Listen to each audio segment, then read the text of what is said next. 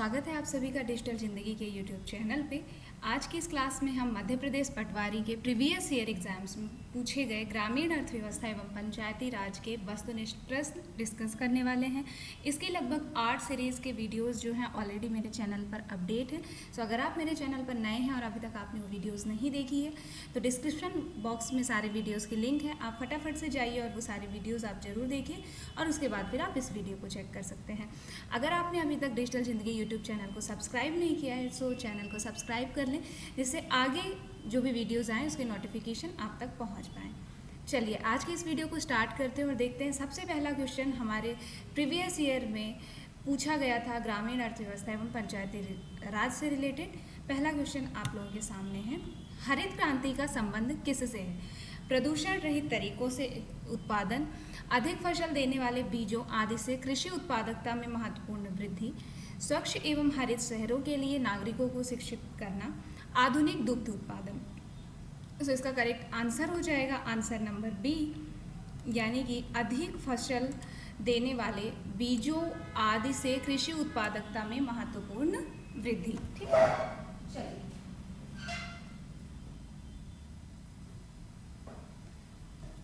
देखिए हरित क्रांति बेसिकली क्या है। इसकी हरित क्रांति को जो है 1940 और 1960 के दशक के अंत के बीच हुई अनुसंधान और विकास और प्रौद्योगिकी हस्तांतरण पहल की एक श्रृंखला को जो है वो हरित क्रांति संदर्भित करती है, जिसने दुनिया भर में कृषि उत्पादन में वृद्धि की, विशेष रूप से विकासशील विश्व में। ठीक है, चलो नेक्स्ट क्वेश्चन देखते हैं। भूमि हड़प आंदोलन को किस प्रकार के भूमि सुधारों में वर्गीकृत किया जा सकता है? ऊपर से सुधार, नीचे से सुधार, नक्सली आंदोलन के माध्यम से सुधार, उपरोक्त में से कोई नहीं। सो आप लोगों के लिए सही आंसर हो जाएगा नक्सली आंदोलन के सुधार से जो है वो है, इस तरीके से ये इससे संबंधित है। अब देखिए भूमि हड़प आंदोलन को नक्सलवादी आंदोलन के माध्यम से सुधारों के रूप में वर्गीकृत किया जा सकता है। ठीक है, चलो नेक्स्ट क्वेश्चन देखते हैं। निम्न में से कौन सा अधिनियम राजस्व अधिकारी के कर्तव्यों को परिभाषित करता है? मध्य प्रदेश भूमि राजस्व अधिनियम 1959, मध्य प्रदेश भूमि राजस्व अधिनियम 1956, मध्य प्रदेश पंचायती राज अधिनियम 1993 या फिर मध्य प्रदेश संशोधन और वैधता अधिनियम 1965। सो करेक्ट आंसर हो जाएगा मध्य प्रदेश भूमि राजस्व अधिनियम 1959, है ना। अब देखिए मध्य प्रदेश भूमि राजस्व संहिता की अगर हम बात करें सो 1959 राजस्व अधिकारी के कर्तव्यों और शक्ति को परिभाषित करता है। किसको? राजस्व अधिकारी के कर्तव्यों एवं शक्ति को ये परिभाषित करता है। यह भूमि राजस्व अधिकारियों की शक्तियों, राज्य सरकार से भूमि के धारकों के अधिकार और दायित्व, कृषि कार्यकाल और भूमि से संबंधित अन्य मामले और इसके अतिरिक्त मध्य प्रदेश में आकस्मिक देयताओं से संबंधित कानूनों को समेकित और संशोधित करने के लिए एक अधिनियम है। सो समझ में आया आप लोगों की मध्य प्रदेश भू राजस्व संहिता है क्या? ठीक है, चलिए नेक्स्ट क्वेश्चन देखते हैं।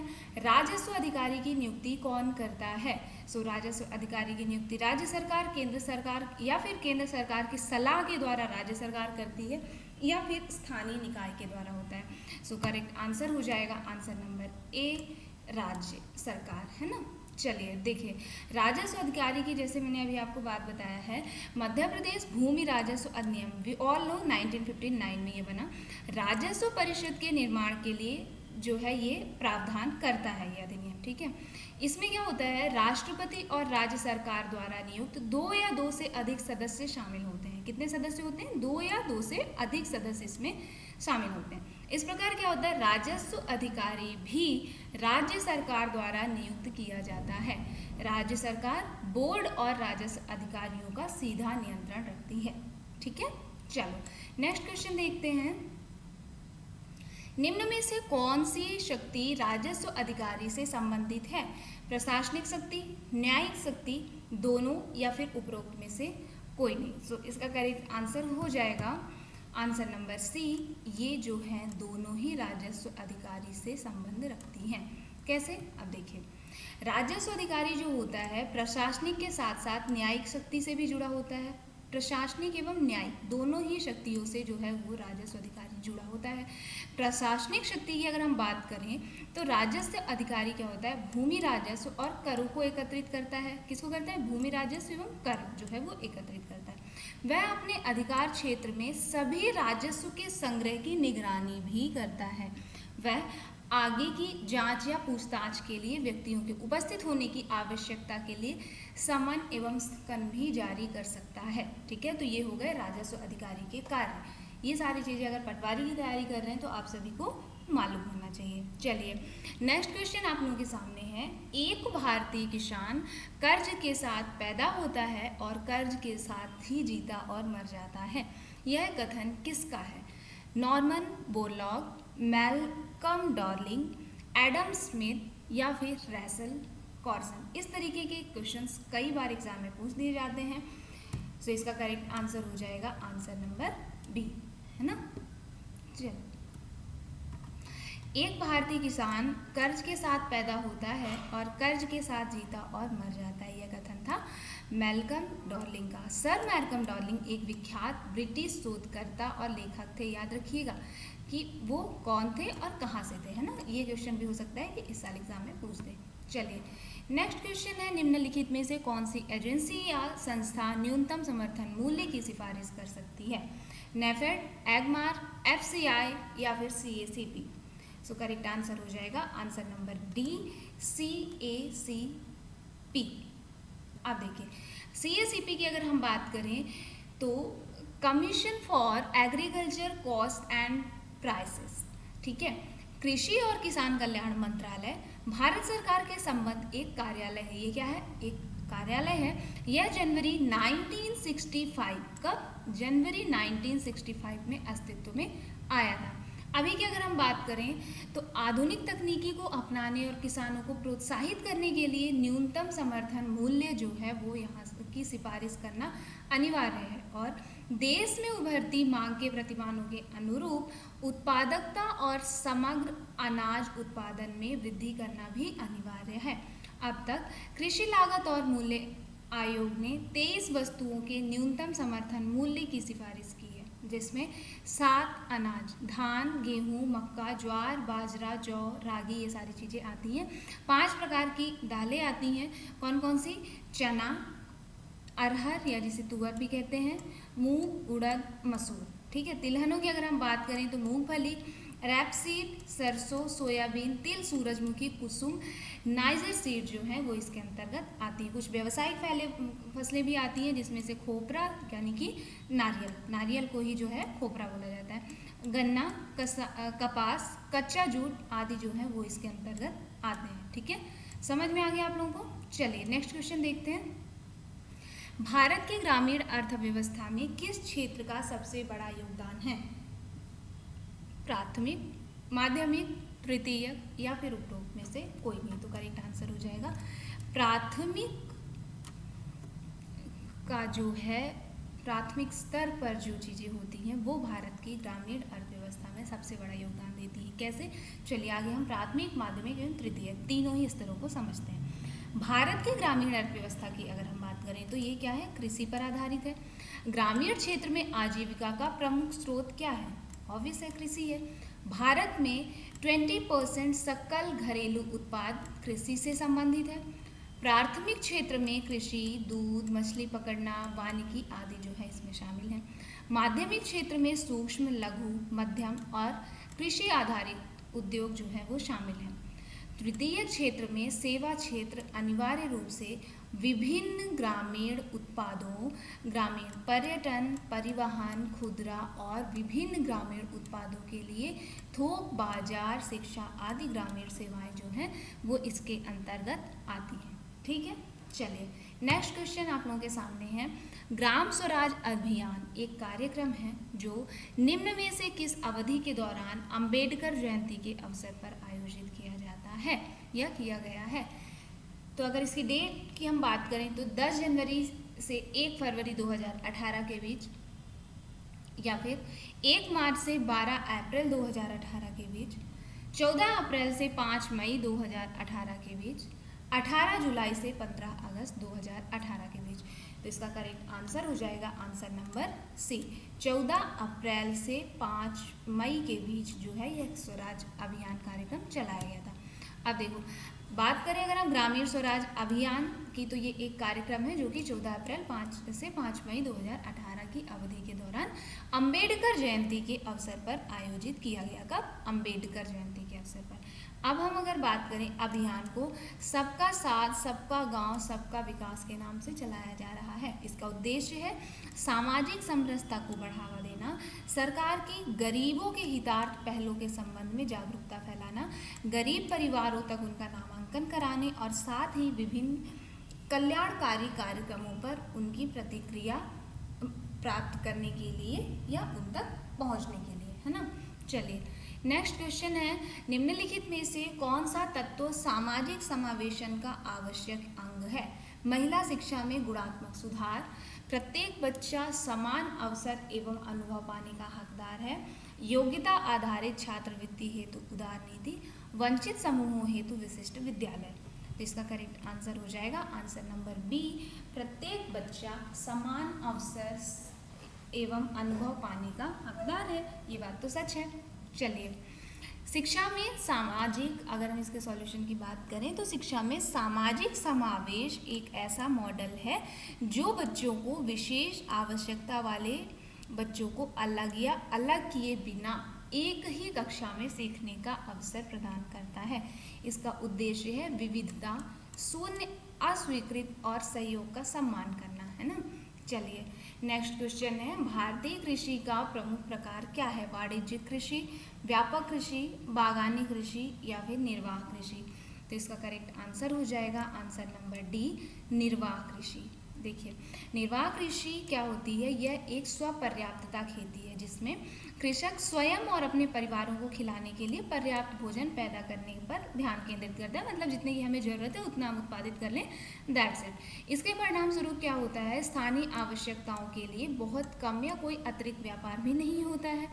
आने वाले वर्षों के दौरान परिवार को क्या चाहिए, और दूसरी ओर बाजार की कीमतों पर मुख्य रूप से नज़र रखते हुए पौधारोपण के निर्णय जो है वो लिए जा रहे हैं। इस प्रकार आंसर नंबर डी जो है हमारा करेक्ट हो जाएगा। ठीक है, चलिए नेक्स्ट क्वेश्चन है, लघु सिंचाई परियोजना के अंतर्गत वे परियोजना सम्मिलित की जाती हैं जिसके अंतर्गत कृषि योग्य भूमि हो। कितनी भूमि होनी चाहिए? 2000, 5000, 10,000, 5000 से कम या 5000 से ज़्यादा। तो इसका आंसर हो जाएगा आंसर नंबर एक, 2000 हेक्टेयर से कम। कैसे? देखो, भारत में जो सिंचाई होती है, सिंचाई जो परियोजनाएं काम कर रही है वो 3 भागों में विभाजित होती है। कैसे? एक तो हो गई वृहद सिंचाई, एक हो गई मध्यम और एक हो गई लघु सिंचाई। अब क्या होता है, जो वृहद सिंचाई परियोजना है उसके अंतर्गत 2 परियोजनाएं आती हैं जहां 10,000 हेक्टेयर से अधिक कृषि योग्य भूमि हो। मध्यम सिंचाई की बात करें तो जिसके अंतर्गत 2000 से लेकर 10,000 या 10,000 के अंदर में वो कृषि योग्य भूमि सिमट जाती है। नेक्स्ट है लघु सिंचाई परियोजना। इसमें क्या होता है, 2000 हेक्टेयर से कम सिंचाई योग्य भूमि जहाँ पर होती है वो किसके अंतर्गत आ गई? वो आ जाती है लघु सिंचाई के अंतर्गत, है ना। चलो नेक्स्ट क्वेश्चन है, निम्नलिखित में से कौन सा बांध सिंचाई परियोजना चंबल घाटी परियोजनाओं की श्रृंखला में से एक है? काली सिंध परियोजना, कोटा बैराज, गलवा सिंचाई परियोजना या फिर उपरोक्त में से कोई नहीं। अब आई होप आप लोगों को इसका आंसर आ रहा होगा, बिकॉज अभी जो कल वाली वीडियो अपडेट हुई थी उसमें इससे रिलेटेड हमने क्वेश्चन पढ़ा था और एक्सप्लेनेशन में काफ़ी लंबा डिस्कशन भी किया था। तो देखिए इसका आंसर हो जाएगा सेकेंड, कोटा बैराज। ठीक है, कौन सा? कोटा बैराज। अब देखिए क्या है, कोटा बैराज चंबल घाटी परियोजनाओं के क्रम में चौथे नंबर पर आता है। राजस्थान में कोटा शहर से लगभग 0.8 किलोमीटर ऊपर की ओर जो है यह स्थित है। गांधी सागर बांध, राणा प्रताप सागर बांध और जवाहर सागर बांध में बिजली उत्पादन के बाद छोड़ा गया पानी क्या होता है, वो कोटा बैराज द्वारा राजस्थान और मध्य प्रदेश में सिंचाई के लिए नदी के बाएं और दाएं किनारों पर नहरों के माध्यम से मोड़ दिया जाता है। इस प्रकार इस बांध का निर्माण कार्य जो है वो कार्य इस तरीके से करता है। अब इसके निर्माण के अगर समय की बात करें तो 1960 में इसका निर्माण कार्य पूरा हुआ था। ठीक है। चलो अगला क्वेश्चन है, प्रधानमंत्री ग्राम सड़क योजना कब शुरू हुई थी? 2001, 2000, 2004 या फिर 2006? इसका करेक्ट आंसर हो जाएगा आंसर नंबर बी, यानी सन 2000 में। देखिए, प्रधानमंत्री ग्राम सड़क योजना सन 2000 में शुरू की गई। इसके असंबद्ध आवासों के लिए सभी मौसम में सड़क, ठीक है, के माध्यम से कनेक्टिविटी प्रदान की। उत्तर और पूर्वी हिमालय राज्य में योजना के तहत स्वीकृत परियोजनाओं के संदर्भ में परियोजना लागत का 90% कौन वहन करता है? केंद्र सरकार वहन करती है, जबकि अन्य राज्यों के लिए केंद्र सरकार का लागत जो है वो सिर्फ 60% है, ठीक है। चलो नेक्स्ट क्वेश्चन है, दीनदयाल उपाध्याय ग्राम ज्योति योजना ने मौजूदा डैश डैश की जगह ले ली है? कौन सी योजना की जगह ले ली? राजीव गांधी ग्रामीण विद्युतीकरण योजना, इंदिरा गांधी ग्रामीण ज्योति योजना, नेहरू ग्रामीण विद्युतीकरण योजना, या फिर इनमें से कोई नहीं? इसका आंसर है answer number A, Rajiv Gandhi Grameen Vidyutikaran योजना। अब देखिए, दीनदयाल उपाध्याय ग्राम ज्योति योजना ने मौजूदा राजीव गांधी ग्रामीण विद्युतीकरण योजना की जगह ले ली। यह भारत सरकार की एक योजना है जो ग्रामीण भारत को अबाध बिजली की आपूर्ति प्रदान करने के लिए बनाई गई है। सरकार ने इस योजना के तहत ग्रामीण विद्युतीकरण के लिए 756 बिलियन रुपए का निवेश करने की योजना बनाई। इसे 2015 में लॉन्च किया गया। कब करा गया था? 2015 में, ठीक है। चलो नेक्स्ट क्वेश्चन है, प्रधानमंत्री सुरक्षा बीमा योजना के तहत प्रदान की जाने वाली आकस्मिक कवरेज क्या है? 5 लाख, 2 लाख, 3 लाख या 10 लाख? इसका करेक्ट आंसर है आंसर नंबर बी, 2 लाख रुपए। कितना? 2 लाख रुपए। अब देखो, प्रधानमंत्री सुरक्षा बीमा योजना आकस्मिक निधन और स्थायी कुल विकलांगता के लिए 2 लाख रुपए का जीवन कवरेज प्रदान करती है। स्थायी आंशिक विकलांगता के लिए 1 लाख रुपए एवं 18 से 70 की आयु के भीतर भाग लेने वाले बचत बैंक खाते वाले व्यक्ति इस योजना की सदस्यता भी ले सकते हैं। ध्यान दीजिएगा, ठीक है। चलो ये मैंने पॉइंट हाईलाइट कर दिए। चलो नेक्स्ट क्वेश्चन देखते हैं, ग्रामीण बेरोजगारी के संबंध में गलत विकल्प का चयन करें। खुली बेरोजगारी, मौसमी बेरोजगारी, शहरी बेरोजगारी या फिर अप्रत्यक्ष बेरोजगारी? तो इसका सही आंसर है शहरी बेरोजगारी, जो है ग्रामीण बेरोजगारी के संबंध में गलत है। कैसे? चलिए समझिएगा। शहरी बेरोजगारी के साथ ग्रामीण बेरोजगारी को भारत की गंभीर समस्याओं में से एक माना जाता है, क्योंकि यह पूरी अर्थव्यवस्था, किस पे? यह पूरी अर्थव्यवस्था पे प्रभाव डालती है। बेरोजगारी तब होती है जब कोई व्यक्ति जो सक्रिय रूप से रोजगार की तलाश करता हो पर उसे काम नहीं मिल पाता। प्रायः अर्थव्यवस्था के स्वास्थ्य को मापने के रूप में बेरोजगारी का उपयोग किया जाता है। देखो, खुली बेरोजगारी में क्या होता है, इसमें श्रम बल के एक बड़े भाग को ऐसी नौकरी मिल जाती है, ऐसी नौकरी नहीं मिल पाती है जिससे उन्हें नियमित आय प्राप्त हो सके। इस प्रकार क्या होता है, बेरोजगार व्यक्तियों की संख्या देखा जाए तो उनको गिना नहीं जा सकता, इतनी ज़्यादा संख्या बढ़ती जाती। अर्थव्यवस्था के विकास की तुलना में श्रम शक्ति दर तेजी से फैलती जा रही है। अब देखो, एक होता है मौसमी बेरोजगारी। उस समय क्या होता है, यह बेरोजगारी कुछ खास समय के लिए होती है ना, जैसे उद्योग और व्यवसायों जैसे कि कृषि, अवकाश, रिजॉर्ट, बर्फ कारखानों, दैट मीन्स सीजनल होता है ना, कि जैसे मान लो खेती में कि अभी गेहूँ कटना है तो गेहूँ कटने के टाइम पे ज़्यादा मजदूरों की आवश्यकता होगी फॉर एग्जांपल। या फिर शहरी में अगर मौसमी बेरोजगारी की बात करें तो अभी सीज़न चल रहा है, मतलब अभी आइसक्रीम बनेगी तो बर्फ़ के कारखानों में ज़्यादा ज़रूरत है, गर्मी है तो बर्फ़ ज़्यादा बनेगी तो मज़दूरों की ज़्यादा आवश्यकता होगी। ठंडी आ जाएगी तो उतनी ज़्यादा मज़दूरों की आवश्यकता नहीं होगी। तो क्या होता है कि सीज़न के अकॉर्डिंग लोगों की बेरोजगारी बढ़ती और घटती रहती है। सबसे खतरनाक हो जाती है शिक्षित बेरोजगारी। क्यों? जब कोई व्यक्ति शिक्षित होता है और उसे अपने उपयुक्त और कुशल नौकरी प्राप्त करने में, यानी वो अपने लायक उसको नौकरी नहीं मिलती है, तो वो इंसान अपनी लोकप्रियता की, मतलब कोई बच्चा था जो बहुत पढ़ रहा था, आपको मालूम इतने टाइम से यूपीएससी की तैयारी कर रहा है, उसका नहीं हुआ। सो समटाइम्स ड्रीम्स पूरे नहीं हो पाते, तो एक पढ़ा लिखा इंसान भी बेरोजगार की कैटेगरी में आ जाता है। इसको तो आप सभी लोग बहुत अच्छे से समझते होंगे, है ना। चलिए नेक्स्ट क्वेश्चन देखते हैं, पंचायती राज क्या है। तो इसमें ऑप्शंस देखने की हमें ज़रूरत नहीं है। पंचायती राज क्या है, एक स्थानीय स्वशासन की एक योजना है। कैसे, देखो पंचायती राज का लक्ष्य क्या है, अगर हम बात करें तो इसका लक्ष्य है पंचायती राज संस्थानों के माध्यम से विकेंद्रीकृत और सहभागी स्थानीय स्वशासन प्राप्त करना, है ना। चलिए नेक्स्ट क्वेश्चन है, पंचायती राज की सर्वोच्च संस्था है ग्राम सभा, जिला परिषद, पंचायत समिति या फिर नगर निगम। सो इसका करेक्ट आंसर हो जाएगा आंसर नंबर बी, जिला परिषद, है ना। चलिए, जिला परिषद बेसिकली भारत में पंचायती राज की सर्वोच्च संस्था होती है। ग्राम पंचायत, जनपद पंचायत और फिर जिला पंचायत, है ना। इसे डिस्ट्रिक्ट काउंसिल के रूप में भी जाना जाता है, याद रखिएगा। पंचायती राज का सर्वप्रथम प्रारंभ कहाँ से हुआ था, तो पंचायती राज का सर्वप्रथम प्रारंभ हुआ था राजस्थान के नौगढ़ नामक गांव से। ठीक है, ये आप लोग ध्यान रखिएगा। ठीक है, 2 अक्टूबर 1959 से, सॉरी नागौर एक जिला है।